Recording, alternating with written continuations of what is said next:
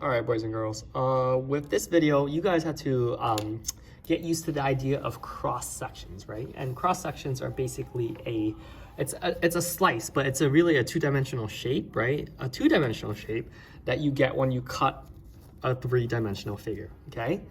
And so it's basically a slice. And let's just say here you have a pyramid, right? A rectangular pyramid or a square pyramid.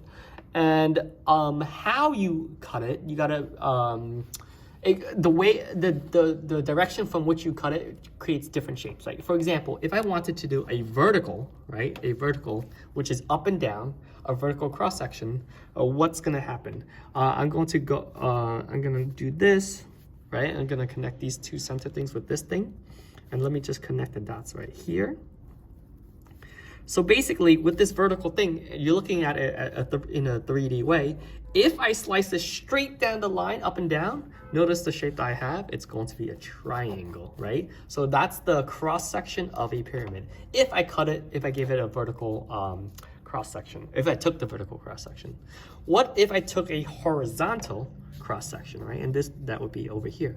If I took a horizontal one, well, I made the dots here just in case so that you can see. If I just connected the dots, right, and I drew them parallel to their base, notice, right, because this is the square, the cross section, the horizontal cross section will also be a square as well, okay? Now this right here is going to be a diagonal, okay? What does it mean by diagonal? Diagonal is from the top to the bottom, right? So it's from here, down here. So let me connect it to this dot over here, like this. Okay.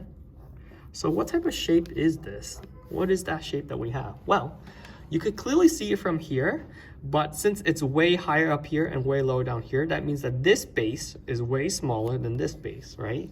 And the two legs are completely equal.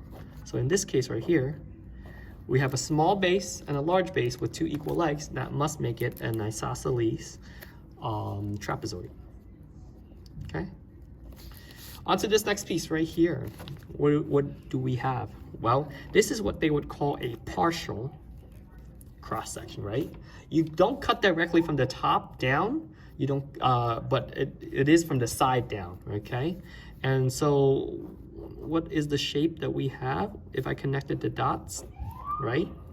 And it's basically me cutting it from the side. Well, notice how this base is way smaller than this base. And it doesn't look like it, but it's going to be slanted down here with one leg and slanted down there with the other leg. So this is also going to literally be an isosceles trapezoid, okay? Isosceles trapezoid. Couple more. Let's do this very quickly. If I took a horizontal cross section of a cylinder, horizontal means all the dots, it's going to be a circle, okay?